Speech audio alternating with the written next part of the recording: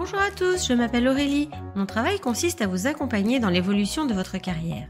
Après avoir constaté que de nombreuses personnes cherchent à découvrir de nouveaux métiers, j'ai décidé de partir à la découverte de salariés et de chefs d'entreprise qui acceptent de partager avec nous leur expérience. Chez Super Compétences, nous mettons notre expertise à votre service pour que vos projets prennent vie. Je suis très contente de vous partager l'enquête métier du jour. Vous êtes prêts ? C'est parti ! Bonjour à tous et bienvenue dans ce nouvel épisode. Je suis aujourd'hui en compagnie de Léa, qui est ostéopathe périnatale et consultante en lactation. Bonjour Léa. Bonjour. Je suis ravie d'être avec toi aujourd'hui et de partager ce moment avec toi. Est-ce que tu peux commencer par te présenter, nous dire qui tu es et qu'est-ce qui t'a amené à faire ce métier ? Eh bien, oui, tout à fait.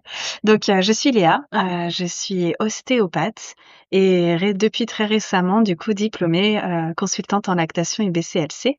Ce qui m'a amenée à ce métier-là, ça va être la petite anecdote rigolote, mais j'ai découvert l'ostéopathie en réalité en année de terminale. J'avais jamais fait de séance d'ostéopathie avant. Et en le vivant, je me suis dit, c'est ça qu'il faut, c'est ça que je veux faire. J'étais déjà dans une idée de partir dans la santé. J'hésitais entre pharmacienne, kiné, enfin voilà, c'était déjà un peu dans ces idées-là. Et quand j'ai connu ma première séance d'ostéo, j'ai dit, bah non, mais c'est ça. Donc voilà, on avait déjà quasiment passé toutes les périodes de porte ouverte des écoles. Donc on est à la dernière porte ouverte de l'école à Écully et j'ai été prise à Isostéo, qui est à Écully maintenant, cette école-là d'ostéopathie. Ok, Donc voilà, super, ce qui m'a amenée à l'ostéopathie. c'est chouette. Ouais. Comme quoi, des fois, une séance, un déclic. C'est ça. Des fois, on tanne les enfants depuis le collège. Qu'est-ce que vous voulez faire dans la vie? Bon, moi, c'était l'année de ma terminale finalement que j'ai trouvé. Voilà, des fois, il faut un peu de temps. C'est ça. Est-ce que tu peux nous décrire ton métier ? Qu'est-ce que tu fais au quotidien ? Alors au quotidien, je fais pas mal de séances d'ostéopathie puisque c'est mon premier métier et mon métier de cœur. Et disons que ça alterne. J'ai quelquefois des périodes où j'ai plus d'ostéopathie, d'autres fois où je vais être un peu plus en consultation d'allaitement en fonction des baby booms et des dates un peu fatales, genre le 14 février, tout ça. On a des baby booms. Donc voilà, donc j'ai un peu plus de consultation allaitement sur les pics de naissance. J'ai des séances d'ostéo qui font duo en fait, où finalement la maman me fait venir pour le torticolis de son petit, puis en fait on se rend compte qu'elle a aussi des douleurs au sein, donc je vais faire la séance d'ostéo pour le bébé. Du coup on va en profiter pour revoir les positionnements au sein, la prise du sein de façon à ce qu'elle n'ait plus mal. Et voilà, donc quelquefois ça vient dériver l'un sur l'autre ces deux activités-là, et c'est très très chouette, c'est très intéressant. Et voilà, donc j'ai pas de journée type. Voilà. Donc plutôt deux activités complémentaires. Oui, du coup. complètement. Okay. Et donc ça dure combien de temps une séance d'ostéopathie bébé par exemple ? Alors séance d'ostéopathie bébé, on va dire que ça dure quand même facilement 40 minutes parce que de toute façon, je prends le temps avec les parents de faire le point sur comment s'est passée la grossesse, la naissance de ce bébé, quelles sont les raisons pour lesquelles je dois recevoir ce bébé aujourd'hui. Et puis la séance d'ostéopathie en elle-même de manipulation va généralement être assez courte, ça va durer en fonction des bébés 10 à 15 minutes. Mais en réalité, dans la prise en charge des bébés, on a aussi toute une partie qui est très très importante pour aider les parents de conseils en fonction de la raison pour laquelle je vois ce bébé. Si c'est pour du reflux, on va donner des conseils aux parents par rapport au reflux de leur bébé, les choses à éviter, les choses à favoriser de façon à éviter que le reflux soit trop douloureux. Donc on a un grand moment en réalité de conseils pour pouvoir aider les parents et que eux puissent aider leur bébé dans leur quotidien et qu'ils puissent vivre un peu plus sereinement ces désagréments-là, pour leurs petits. Donc, et tu reçois aussi les mamans ? Oui. Qui sont enceintes ? Oui. En fait, à l'école d'ostéo, j'ai vraiment fait la formation pour recevoir tout le monde. Donc, de toute façon, je suis en capacité de recevoir tout le monde. Après mes études d'ostéopathie, j'ai fait des formations en post-grade, notamment une sur Toulouse, qui durait 1 an, où je descendais une fois par mois à Toulouse pour me former sur la prise en charge des bébés et des femmes enceintes. Et du coup, on alternait les matinées théorie, après-midi clinique, techniques. Donc voilà, je suis aussi bien formée pour pouvoir suivre les mamans enceintes, même en préconception, de façon à favoriser l'arrivée d'un bébé quand c'est un peu compliqué, que de suivre les bébés et même les enfants. Enfin voilà, c'est vrai que finalement je peux traiter tout le monde, mais oui, je suis formée en tout cas pour prendre en charge cette période particulière qu'est la grossesse pour les mamans aussi. Et donc même en lactation, du coup, je suppose que tu peux faire des visites avant la naissance pour préparer. Et c'est même super intéressant parce que on sait qu'aujourd'hui dans les services, on a du personnel qui est formé, mais qui est des fois formé. Les formations sont pas uniformes en fait en lactation, et en plus de ça, la lactation, ça touche vraiment quelque chose qui est très personnel et très très intime, et du coup, en fonction des personnes, si elles ont réussi à allaiter ou pas, ou des choses comme ça, on a des idées reçues, on a des idées préconçues qui font que d'un professionnel à l'autre, même avec la même formation, elles vont pas donner les mêmes infos. Et du coup, pour que les parents puissent avoir avant la naissance du bébé des informations sur l'allaitement, et on sait que là, ces 5-10 dernières années, on a eu une explosion des connaissances sur l'allaitement maternel. Voilà, c'est très intéressant parce qu'une fois qu'ils se retrouvent en service et qu'ils vont avoir certainement des discours un peu différents d'une personne à l'autre, ils auront déjà une base qui va leur permettre de savoir, ok, cette personne-là, ce qu'elle me dit, ça me semble quand même assez bizarre, non, là, ce qu'elle me dit, ça me semble logique, voilà.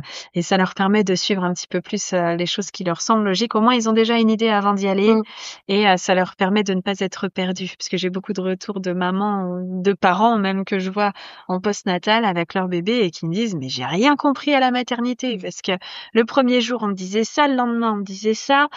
Finalement, il y en a une, elle nous a installé le dalle, mais le lendemain il fallait que bébé il prenne le biberon. Enfin, c'est vrai que c'est quelquefois très perturbant en maternité parce qu'on va avoir des discours très différents, et en plus de ça, en fonction de l'époque à laquelle les personnes sont formées, on sait qu'il y a des informations maintenant qui sont complètement passées et qui sont plus valables aujourd'hui. Ok, et donc tu disais, tu n'as pas de journée type. J'ai pas de journée type, non. C'est vrai. Autant au niveau du territoire qu'au niveau du style des journées que je fais. Oui, c'est vrai. Ouais, c'est tout le temps différent. C'est très souvent différent. Parce que comme, voilà, je vais avoir des consultations allaitement, puis il y a des périodes où je vais avoir, finalement, moins de consultations allaitement parce que moins de naissances, un peu plus d'ostéopathie. Il y a des choses qui se répètent un petit peu au niveau des raisons pour lesquelles je vois les bébés et les parents, mais les journées ne se ressemblent pas du tout. Et c'est ça qui est génial. Est-ce que c'est un métier où tu dois prendre beaucoup d'initiatives? En fait, il y a beaucoup de réflexion parce que entre deux bébés qui ont les mêmes symptômes, en fonction de leur environnement, on va pas avoir les mêmes conseils, on va pas avoir les mêmes prises en charge. Et pour des mêmes symptômes, on peut avoir une multitude en fait d'origines à ce problème-là. Donc en fait, c'est pas tant une initiative que aller creuser pour savoir ce qui s'est passé avant, qu'est-ce qui a amené à cet état-là maintenant, et du coup, à partir de là, se dire ok. Chez ce bébé-là, je pense que cette technique-là, elle va être plus importante parce que c'est une technique qu'on utilise plus dans ces cas-là. Voilà, ça va être c'est là-dessus qu'on a l'initiative effectivement. C'est quand on choisit le traitement qu'on fait au bébé. Et d'ailleurs, 3 ostéos différents pourraient faire des traitements différents au bébé, on arriverait au même résultat. Mais voilà, on a des affinités avec certaines techniques plus que d'autres, et c'est là qu'on a un peu d'initiative. Mais c'est difficile de parler d'initiative sur le boulot d'ostéo. C'est de la réflexion. On a un petit rôle un peu de Sherlock sur qu'est-ce qui a amené à ce qui se passe aujourd'hui. Et après, on décide du traitement qu'on va appliquer de façon à soulager au mieux la personne, le bébé qu'on a entre les mains. Et donc, c'est un travail que tu fais seule? Oui, actuellement, je travaille seule. Je me déplace à domicile. J'ai eu travaillé en cabinet avec d'autres ostéos et d'autres professionnels de santé. C'était très intéressant. Mais c'est vrai que voilà, j'ai eu une anecdote pendant le Covid pour le coup, où comme on n'avait pas le droit finalement aux séances groupées au cabinet, on n'avait pas le droit d'avoir plusieurs personnes en salle d'attente en même temps. Et du coup, j'ai commencé à faire des séances groupées à domicile, et j'ai découvert des choses en domicile que les parents n'auraient pas pensé à me dire en cabinet. Et en fait, de ce jour-là, je me suis dit les bébés moins de 6 mois, je les vois en domicile. Parce que l'environnement à cet âge-là est très très important, et en fait il y a du matériel de puériculture et les industriels créent des choses étonnantes en permanence, on peut pas être au courant de tout, et quelquefois de les voir au domicile, tiens, je connais pas ce matériel-là, c'est pourquoi? Les parents nous expliquent et on se dit, ouais, OK, on va se passer de ce matériel-là du coup. Mais bah, au moins ça permet vraiment de situer le bébé dans son environnement. Et puis voilà, dans les cas de torticolis ou de plagio où on sait qu'on va travailler sur l'abord du bébé, plutôt du côté où il tourne pas la tête pour lui amener de la stimulation de ce côté-là. On sait que la lumière compte pour beaucoup aussi. Quelquefois en cabinet, quand j'expliquais aux parents, bah essayez de tourner le lit de façon à ce que la lumière, enfin la fenêtre soit du côté où le bébé tourne pas la tête, de l'aborder de ce côté-là. Entre le moment où ils l'entendent au cabinet et le moment où ils arrivent chez eux, quelquefois, bah, ils se rappellent plus trop, ouais, ils ont du mal à mettre en place. L'avantage d'être sur place à domicile, c'est que souvent je leur demande dans ces cas-là, est-ce que ça vous embête si on va voir la chambre, comment elle est installée? Comme ça, je peux vous dire direct dans la pièce les choses que vous pourriez mettre en place pour aider. Et en fait, ça permet aux parents de se mettre tout de suite en situation. Donc, ouais, c'est ce qui Donc m'a à amené, domicile, à super domicile. adapté. Ouais. Pour les tout petits comme ça, c'est génial. OK. Donc, ouais. Et c'est pour ça que j'ai quitté finalement la maison médicale parce que de toute façon, mon activité partait vraiment sur le domicile pour les bébés et voilà, ça m'a permis de me libérer un peu des charges fixes mensuelles. Aussi. Aussi. Donc du coup, tu travailles plus avec les particuliers qu'avec les pros? Oui, oui, je travaille plus avec les particuliers, même si là actuellement en ostéopathie j'ai un contrat avec une entreprise, donc j'y vais une fois par mois pour traiter les salariés. OK. Mais non, globalement c'est quand même beaucoup de particuliers, c'est principalement du particulier. Ouais. OK. Et donc tu travailles avec d'autres professionnels? Tu travaillais avec d'autres Je professionnels? travaillais en maison médicale, oui, avec d'autres professionnels de santé avec qui je suis restée en lien et j'ai fait connaissance avec d'autres professionnels de santé du secteur, donc qui sont très intéressés par ma prise en charge en ostéopathie et sur la lactation humaine parce que finalement être consultante en lactation, on est très très peu dans le secteur dans l'Ain. Je sais que j'ai une collègue qui est dans le coin de Villemotier. Euh, mais sur vraiment les personnes qui sont formées, qui sont consultantes en lactation, on est peu nombreuses. On va avoir des accompagnatrices à l'allaitement qui font des formations généralement qui sont sur 2-3 jours. Pour vraiment avoir ce titre de consultante, il faut avoir fait une formation spécifique, soit le DU lactation humaine, soit bah voilà cette certification que j'ai moi qui est la certification IBCLC, qui est un examen qui est passé à l'international. Donc pendant une semaine, le monde entier passe l'examen IBCLC, tous ceux qui le veulent en tout cas, et on a les résultats. Après, c'est un format concours.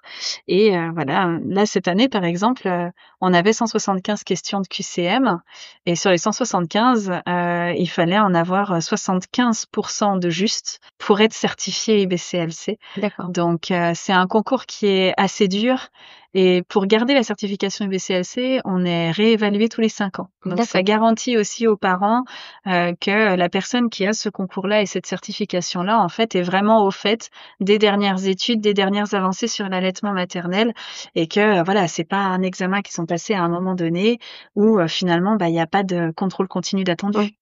Donc voilà, et la certification IBCLC pour le coup, pour avoir le droit d'avoir l'accès à l'examen, il faut déjà pouvoir certifier qu'on a plus de 90 heures de formation spécifique à l'allaitement maternel dans les 5 ans qui précèdent. Moi, la formation que j'ai faite pour accéder au concours cumule plus de 170 heures de formation spécifique à l'allaitement maternel. Donc c'est vrai que ça couvre depuis l'embryologie finalement et la formation de tout le système endocrinien, la glande pendant que le bébé est dans le ventre de sa maman, que voilà, tout ce qui va être traitement médicamenteux, l'influence sur la lactation, les malformations, quelle influence ça peut avoir sur une prise de sein. Enfin, c'est très très vaste en fait cette formation-là. Donc voilà, comme on est peu nombreux, c'est vrai que c'est chouette de pouvoir l'amener aux parents là dans le coin et c'est une vraie passion. C'est une vraie passion. En effet, je me doute. Il faut être passionné de toute façon pour pouvoir transmettre. Et puis de toute façon, pour aller passer la certification IBCLC, il faut s'accrocher. Donc il faut y aller avec vraiment beaucoup de conviction. Mais oui, ça vient de généralement les personnes qui s'intéressent à ces sujets-là, c'est qu'à un moment donné, il y a eu un besoin qui n'a pas été satisfait, en tout cas aidé, pris en charge. Et moi, c'est de là que vient vraiment ma volonté aussi de pouvoir aider les parents j'ai eu ma grande fille, j'étais maman pour la première fois et je me suis trouvée finalement très, très seule et c'était en 2018. C'était pas il y a si longtemps que ça. Pas si vieux, oui. C'était pas si vieux, mais à l'époque, il y avait personne dans le coin autour de moi pour m'aider sur l'allaitement et voilà, on a traversé des aventures toutes les deux avec Loulou. La choupette. Et puis on s'en est quand même très très bien sortis. Donc grâce à l'association de la Leche League, qui est une association internationale d'aide à l'allaitement maternel, et voilà, j'ai pu relancer ma lactation. J'ai allaité avec grand plaisir pendant plus d'1 an finalement après ça, mais il y avait personne en local, en fait. Oui. Soit il fallait aller sur Lyon, soit sur Lons, il y avait 1 heure de route dans tous les cas. Et avec un tout petit bébé, c'est très compliqué de faire 1 heure de route. Donc voilà, je me suis dit, c'est pas possible que des parents puissent connaître ça. Et puis quand on commence à s'intéresser au sujet de l'allaitement, pour le coup, on découvre qu'en réalité, il y a énormément d'idées reçues, qu'il y a beaucoup de fausses idées qui sont véhiculées sur l'allaitement maternel. Comme sur tous les sujets qui touchent à la parentalité, il y a énormément de jugements et du coup de conseils non sollicités qui sont donnés et qui en général, pour le coup, sont complètement faux. Donc bon, et c'est de là qu'est née cette envie, en tout cas, de me former à l'allaitement. J'ai commencé mes formations allaitement à l'école du bien-être, à l'école de Sonia Krief à Paris. C'était une formation de 3 jours. Donc finalement, j'avais eu ce titre d'accompagnante en allaitement. Mais la formatrice que j'ai eue là-bas à l'école avait dit, écoute Léa, moi je préfère une personne qui va être facilitatrice comme toi, mais qui va pas envoyer des idées reçues dans la tête des gens, qui va rediriger quand il y a besoin en fait vers une consultante, mais voilà, qui va savoir où est sa place et savoir où s'arrêter, que une consultante qui va pas savoir où s'arrêter, qui va pas se tenir au courant et qui va pas être pointue. C'est Carole Hervé qui est IBCLC, et Carole voilà, est née une vocation, puisque au bout de ces 3 jours en fait on avait vu comment la lactation humaine fonctionne et quels sont les conseils pour aider les parents, mais on n'avait absolument pas vu la pathologie, les douleurs du sein, comment on fait quand il y a un problème d'engorgement, de mastite, de choses comme ça. On n'avait pas vu tout ça. En 3 jours, c'est pas possible, en fait. C'est tellement vaste. Et du coup, ça me manquait. Donc, je suis allée chercher dans le cursus IBCLC. Et t'as trouvé. Et j'ai trouvé. Super. Ouais. Bon, c'est chouette, en tout cas. On voit que t'es passionnée. Faut m'arrêter à un moment donné, sinon, moi, je ne m'arrête pas toute seule. Quels sont les horaires de travail liés à ton métier? Travail le week-end? Je travaille le week-end. C'est des horaires qui sont très variables. D'une semaine à l'autre, ça se ressemble pas non plus. Voilà. Je me mets quand même quelques impératifs, à savoir qu'il y a certains soirs, je vais chercher ma fille à l'école. Donc ce soir-là, on n'y touche pas. Mais sinon, je suis assez flexible au niveau des horaires. Je commence en général le matin vers 9h. Et puis, j'arrête le soir vers 18h30, 19h. S'il y a besoin de plus, occasionnellement, je peux le faire. Mais je peux pas me rendre disponible tous les soirs jusqu'à 20h. Enfin, il y a un moment, faut pouvoir aussi se ressourcer pour être bon pour les autres. Il faut être OK avec soi-même. Donc ça arrive que je travaille effectivement les samedis régulièrement, notamment pour avoir les papas. Oui. Parce que autant les mamans avec les bébés, souvent un congé parental un peu plus long que les papas, autant les papas ils reprennent vite. Donc quand on a envie que les papas soient là, souvent je travaille le samedi, comme ça leur permet aussi d'être présent pour leurs petits et d'être au courant, au même titre que n'importe quel parent, de ce qui se passe pour leur enfant, quoi. Ok. Quelles sont les compétences nécessaires pour faire ton travail? Faut aimer les activités manuelles, j'ai envie de dire, puisqu'on travaille avec nos mains. Beaucoup d'observation, beaucoup d'écoute. Il y a beaucoup de choses qui sont dites dans le comportement physique. Surtout pas s'arrêter à ce que disent les personnes, mais être attentif à la personne. Quand on touche à la petite enfance, je trouve que c'est important d'avoir un peu d'empathie pour pouvoir cibler finalement ce qui va être le plus important pour ce parent-là à ce moment-là. Faut être tactile, parce que si on n'est pas tactile en ostéopathie, je veux dire, c'est déjà à moitié foutu. Faut aimer aller au contact des gens. On a un métier qui est physique et qui est au contact des gens, donc j'ai envie de dire le côté manuel, tactile, et puis l'observation et l'écoute. C'est vraiment les bases, les grosses bases du métier. Et c'est marrant parce que c'est valable autant pour l'ostéopathie que pour la lactation. C'est ça. Les deux sont liés. Complètement. OK. Est-ce qu'il y a beaucoup de demandes de la part des parents, des familles? Oui, alors, il y a beaucoup de demandes. Après, ce qui est un peu compliqué quelquefois, c'est que, comme, ni l'ostéopathie ni la lactation humaine, les consultations sont prises en charge, Mmh. c'est vrai que ça dépend des mutuelles des parents et pour le coup de la lactation, même la lactation pourtant, ça serait utile au niveau santé que les consultations en lactation soient remboursées, mais non. Non, Donc, pas encore. c'est le côté financier quelquefois qui va bloquer un peu les parents, surtout quand c'est des premiers, il y a beaucoup d'achats à faire à côté, donc c'est un peu plus compliqué. Mais il y a une demande qui est énorme parce que aujourd'hui, on est dans une culture où les parents sont quand même très isolés, les familles sont pas forcément à côté. Il y a beaucoup de déménagements à l'autre bout de la France pour des raisons professionnelles, donc il y a beaucoup de parents qui sont isolés et se retrouver isolés avec un petit bébé, bah c'est pas simple. Donc la demande, elle est là. Après, il y a les moyens que cette demande puisse accéder aux soins. Et ça, des fois, c'est un peu plus compliqué, mais la demande, elle est Elle est énorme. là. Elle est énorme, ouais. OK. Et donc je suppose qu'il y a des concurrents. Comment on fait pour se démarquer de la concurrence? Comment on fait pour se démarquer de la concurrence? Alors, j'ai une chance, moi, au niveau de l'ostéopathie et justement des suivis en lactation, c'est que deux choses qui sont très liées finalement. Et puis voilà, je suis allée me former sur des sujets spécifiques alors, qui sont à la mode. Mais justement, j'ai fait des formations sérieuses sur le sujet, notamment avec les freins de langue. Mmh. Euh, le nom scientifique, c'est l'ankyloglossie. On parle de frein de langue de manière un peu commune. Voilà, c'est une structure anatomique qui existe chez tout le monde. Après, la question, elle joue beaucoup sur l'allaitement. Ça joue aussi au niveau ostéo sur les tensions que vont avoir les bébés. Donc voilà, il y a des sujets spécifiques comme ça qui font que on peut avoir un métier de base qui est l'ostéopathie. Alors moi, je me suis déjà spécialisée en périnatalité. Il y en a qui se spécialisent sur le suivi du sportif ou les personnes âgées ou le handicap. J'ai déjà cette spécialisation-là. Et puis, c'est vrai que ce qui m'a amené aux formations spécifiques sur le frein de langue, sur le portage physiologique, c'est des choses qui me permettent d'être très pointue en fait dans la prise en charge périnatale et la lactation humaine, c'est un sujet en soi énorme, mais c'est complètement complémentaire. Et c'est vrai que sortir son épingle du jeu, ça va être là, ça va être aller chercher les sujets spécifiques dans certains domaines et être pointu dans ce domaine-là de façon à pouvoir répondre à une demande. Et voilà, ouais. Mmh. Et donc tu te fais connaître comment? Grâce à tes expertises du coup? Expertise, bam. Euh, alors, je me fais connaître, c'est assez rigolo, auprès des pharmacies. Parce Ouais. qu'en fait, en tant que consultante en lactation, les pharmacies ils sont loueuses de tire-lait. Mmh. Et le tire-lait est un matériel médical, donc voilà.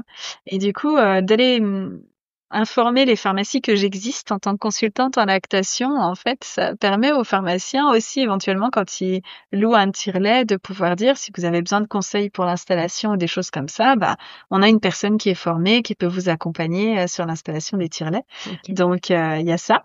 Et puis, après, c'est le réseau professionnel. Alors, j'ai la chance d'être ostéopathe, ce qui me permet d'être en lien aussi avec les maisons médicales pour les professionnels médicaux qui sont ouverts au sujet. Mais ouais, les médecins traitants, les kinés, les sages-femmes évidemment. Même si elles sont tellement débordées que c'est pas toujours facile de les avoir en ligne, mais mais voilà, euh, ils sont très demandeurs en fait d'avoir un professionnel Référent? référent un peu en ostéopathie, formé à l'allaitement. Ça aide aussi sur la périnatalité. Voilà, le réseau il se fait là en fait. C'est les professionnels, puis après il y a le bouche à oreille des parents. Effectivement, s'ils sont satisfaits de l'intervention, Forcément. ils envoient du monde. Donc voilà, c'est clair que ça joue aussi. Ouais. OK. Concernant l'évolution de carrière, est-ce qu'il est possible d'évoluer selon toi? On évolue en permanence à titre personnel. On se forme? On se forme. C'est un gros sujet ça. Je n'arrive pas à arrêter les formations. Donc l'évolution, elle est là. On évolue par rapport au sujet qu'on va aller chercher parce que on a eu tel cas en pratique. Donc ça nous a posé question. On sent que bah voilà, on sait prendre en charge, mais peut-être qu'il nous manque un peu des choses. On voudrait plus de billes. On va se former sur ce sujet-là.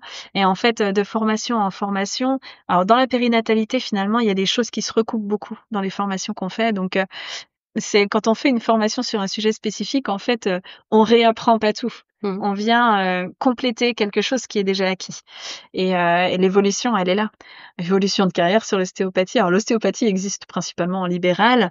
L'ostéopathie salariée existe quasiment pas, à part dans les clubs sportifs ou en clinique. À l'hôpital, c'est pas possible parce qu'on n'est pas remboursé par la sécurité sociale. Donc voilà. Donc l'évolution de carrière, elle se fait au niveau personnel. Voilà. Ouais. Les formations qu'on Les fait. formations qu'on fait, les sujets qu'on va chercher. Ouais. Parfait. Est-ce que c'est une activité viable financièrement? La question qui tue. C'est une activité qu'on fait par passion. On est nombreux aujourd'hui en ostéo sur le marché. On est extrêmement nombreux. Il y a des ostéos dans tous les petits villages. Enfin, voilà. Et dans la région Rhône-Alpes, on est très, très peuplé en ostéopathie. Donc, c'est vrai que l'ostéopathie seule, pour en vivre, j'ai beaucoup de collègues qui sortent d'école, qui ont un deuxième métier à côté de l'ostéopathie parce que c'est très compliqué. Et puis, les métiers évoluent aussi. Maintenant, on a des cliniques qui s'ouvrent de prise en charge d'urgence des patients, 7 jours sur 7, pas 24 heures sur 24, mais 7 jours sur 7. Donc voilà, il y a des choses comme ça qui se mettent en place. Maintenant, il y a des jeunes qui sortent d'école, ils ont plus forcément en tête d'installer un cabinet. Ils sortent et en fait, ils vont faire des remplacements. Et en fait, avec 3 remplacements différents, ils se font un temps complet. Mais voilà, c'est pas simple aujourd'hui de s'en sortir en ostéopathie. Déjà moi, quand je suis sortie en 2013, on me disait faut 3 ans pour se faire sa patientèle et avoir l'espoir de gagner un SMIC. Donc moi, j'ai la chance d'avoir du coup ma formation en allaitement qui me donne cette spécificité-là, qui fait que je suis connue pour ça. Donc j'ai des patients qui viennent pour ça. Et ça me permet de me faire connaître plus facilement, en tout cas. Okay. Ouais. Quels sont les plus grands défis que tu rencontres? Les plus grands défis. J'ai envie de dire que le défi, il est assez quotidien, en fait. Je suis perfectionniste de nature. Et du coup, quand je sais que je vais avoir des prises en charge un peu atypiques, je me mets la pression toute seule. En me disant, il faut pas que je me rate, il faut que je puisse répondre à la demande des parents. La pression, pour moi, elle va être là. Le défi, il va être là. C'est-à-dire, quand je pars de cette maison, est-ce que j'ai répondu à la question du parent? Est-ce que j'ai permis qu'ils puissent vivre plus sereinement ce qu'ils vivent actuellement? Voilà, c'est vraiment là que le défi est. C'est vraiment de permettre aux parents, quand je repars de chez eux, c'est que j'ai répondu à leurs questions et qu'eux, ils ressentent un mieux dans le fait d'avoir été pris en charge, le fait qu'on ait traité le sujet, et puis que je les ai laissés avec des conseils, des choses qu'eux, ils vont pouvoir mettre en place pour aider leur bébé ou pour les mamans, les petits étirements qui soulagent les sciatiques de la grossesse. Enfin voilà, ces choses-là. Le défi, il est là. C'est quand je repars, il faut qu'ils aient eu les réponses à leurs questions. Okay. Et donc, les moments de gratitude? J'ai des fois des petits SMS des parents qui me disent oh là là, je sais pas ce que vous avez fait, mais ma poupette qui dormait pas de la nuit, elle a fait sa première nuit complète. Yes. Ouais, c'est les petits messages en général que me renvoient les parents après coup. J'ai une maman il y a pas longtemps là, je suis allée la voir pour une consultation allaitement sur un allaitement, une situation qui était très compliquée. Et finalement, on a un arrêt de l'allaitement, mais quand je suis repartie de chez elle, je lui avais donné une ou deux petites pistes sur ok, ça va s'arrêter. Est-ce que elle était très très triste de pas pouvoir apaiser son bébé au sein.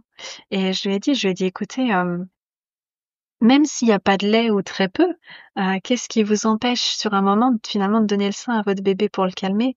Et en fait, elle m'a renvoyé un message dans l'après-midi en me disant merci parce que là où moi je voyais une fin, c'est pas une fin. Et vous m'avez ouvert une porte que j'imaginais pas et vous m'avez ensoleillé ma journée. Enfin, c'était super adorable, quoi. C'était super adorable. Mais voilà, de savoir que d'une situation où on avait une maman qui était très déprimée de ce qui se passait et qui était très très triste, elle a fini. En fait, ça l'a apaisée. Ça lui a amené vraiment de l'apaisement et de la sérénité sur ce qu'elle vivait. Et c'est là que c'est le plus beau, en fait. Bah oui, c'est des bons moments. Ouais. Quel est le parcours pour parvenir à faire tes métiers? Mes métiers. Oui, les 2 métiers. Ça me fait rire. Parce que c'est pas le même parcours. Oui, c'est vrai. J'ai fait le salon essentiel il y a 3 semaines. Et au salon essentiel, j'ai une personne qui m'a dit, mais en fait, quelqu'un comme vous êtes unique, non? J'ai tellement rigolé. Et effectivement, alors, quel est le parcours? cursus d'école d'ostéopathie. J'ai fait une formation en 5 ans avec une 6e année optionnelle que j'ai faite aussi. Ensuite, j'ai fait ma formation spécifique du coup périnatalité à Toulouse en 2017. Et puis après, il y a eu les formations à l'école du bien-être du coup en 2020, plus la formation allaitement, que je me suis pas arrêtée là, que j'ai eu ma 2e fille entre-temps, qui a été allaitée 1 an aussi, où j'ai pu mettre en application un peu mes connaissances et que je me suis rendu compte que dans certains cas, j'avais pas les connaissances. Et donc, 2022, je me suis inscrite à la formation pour devenir IBCLC, donc l'obtention du diplôme d'IBCLC là cette année en 2024. Donc le parcours ostéo, il a été là avec d'autres formations au milieu, frein de langue. Pendant le Covid, j'ai fait 2 formations sur les freins de langue, une qui était en distanciel, qui était faite par une pédiatre canadienne, qui était très intéressante, mais un peu trop poussée sur on coupe tous les freins, langue, bouche, lèvres, joues, un truc un peu lourdingue. J'avais trouvé ça un peu trop pro coupe tous les freins, ça m'avait semblé un peu bizarre, même si la formation était très complète en elle-même. Et du coup, j'ai fait une 2e formation avec la personne qui a créé la plateforme de formation des IBCLC, qui était chirurgienne dentiste, c'est Muriel Mermillot, et qui a de chirurgienne dentiste, elle est devenue consultante en lactation IBCLC. Donc Muriel, c'est une personne qui a eu l'occasion de voir énormément de freins de langue puisqu'elle les a opérés. Et dès sa formation IBCLC, elle est devenue consultante en lactation IBCLC, donc elle a arrêté son boulot de dentiste, mais elle a créé sa formation justement sur l'ankyloglossie. Et pour le coup, celle-ci de formation, elle était très très pro, avec du recul sur la situation. C'est-à-dire, il y a des freins qui se coupent, il y a des freins où il y a peut-être pas besoin tout de suite, et on va laisser sa chance à la croissance, et on va laisser les choses se faire, et on verra quand il y aura un problème, pas sauter dessus absolument systématiquement. Donc voilà, il y a eu ces formations-là. Il y a eu des formations en posturologie pour les enfants, les formations sur la dyslexie. Je suis touchée au niveau familial sur la dyslexie, donc ça m'a beaucoup intéressée. Donc surtout les 10. C'est un cursus qui est qui est riche, on va dire. C'est ça. Donc devenir moi, faut être bien passionné et puis il faut aimer les formations. C'est ça. Et les lectures. Parfait. Est-ce que tu aurais une anecdote amusante à nous partager? Alors j'ai eu une fois en consultation d'ostéo un bébé. Alors amusante ou pas, c'est plutôt étonnant. C'était un bébé qui avait des problématiques très particulières et spécifiques et qui pleurait beaucoup. Il avait pas beaucoup de temps de pause, ce bébé-là. Et en fait, quand je l'ai traité dans mes mains, alors c'était une séance qui était assez agitée. Et en fait, à un moment donné, ce bébé s'est retrouvé à refaire son passage de naissance. Dans ses mouvements, en fait, on le voyait, il partait la tête un peu en arrière sur le côté, comme s'il cherchait un passage. Et je l'avais dans les mains et je l'ai accompagné sur ce passage-là. Et quand il a fini ses mouvements de naissance, en fait, il s'est posé. Et un grand silence dans la pièce. Et les parents m'ont dit, mais comment vous faites? Je dis, en fait, lui, il a bossé, il a fait son travail, il a fait ce qu'il avait besoin de faire. Et ça s'est fait. Et maintenant, là, il est posé. Et ça va sûrement aller bien mieux. Et effectivement, c'est un bébé, du coup, dans la foulée, les parents, c'est les fameux parents qui m'ont dit, il a dormi toute la nuit. Mais c'est pas un objectif en soi, qu'il dorme toute la nuit. Parce que physiologiquement, un bébé fait pas une nuit complète avant 1 an. C'est physiologique, le sommeil des bébés n'est pas fait pour faire une nuit complète d'adulte pendant 1 an. Mais voilà, c'était, et c'est des parents, pareil, quand on repart de là-bas, ils sont apaisés, ils sont posés, il s'est passé quelque chose, et voilà, donc, c'est pas une anecdote rigolote, mais ça a été fort en émotion ce jour-là. OK. Ouais. Quel conseil tu pourrais donner aux personnes qui souhaitent s'orienter dans ce métier? Faut être passionné. On a compris. Passionné. Se former. Se former. Être passionné, se former. L'ostéopathie, c'est une façon de voir les choses, en fait. On sait que la médecine a tendance à voir les choses de manière un peu découpée au niveau physique. Là où l'ostéopathie, on va chercher quelque chose de global. C'est-à-dire que, oui, il a peut-être mal au genou droit, mais en fait, on va aller voir la cheville gauche. Et puis le bassin aussi. Et puis en parlant du genou, peut-être les reins aussi, finalement. Voilà. On a vraiment cette vision d'ensemble du corps qui fait que il faut être capable de voir cette globalité-là. Il faut aller chercher les informations quand on les a pas. Il faut être intéressé par ce qui se passe. Et puis, il faut être capable de repiocher dans les bouquins quand on a une question qui est restée un peu en suspens. Se remettre en question, c'est très important. Et voilà, donc pas prendre les choses pour acquises. Et puis, c'est comme ça qu'on devient pointu et qu'on devient vraiment bon pour les gens. Faut pas laisser traîner les choses. Il faut aller chercher les infos. Et ouais. Ok, super. Et ben merci beaucoup Léa d'avoir partagé ce moment avec moi aujourd'hui et de nous avoir fait découvrir ton métier. Et oui. Donc à bientôt À bientôt. pour un prochain épisode. C'est ça. Avec plaisir. Quand tu veux. Merci d'avoir écouté ce podcast. Vous retrouverez les liens de notre invité du jour en description. Vous trouverez également l'enquête métier du jour en version PDF dans les notes de l'épisode. Si l'interview vous a plu, n'hésitez pas à la relayer autour de vous et de la noter sur votre application de podcast préférée. Vous pourrez retrouver l'ensemble de nos services sur supercompétences.fr. Si vous voulez partager votre métier, prenez contact avec moi pour que nous puissions en discuter. Je reste également disponible pour parler avec vous de vos projets de reconversion professionnelle. Je vous donne rendez-vous au prochain épisode. Belle journée!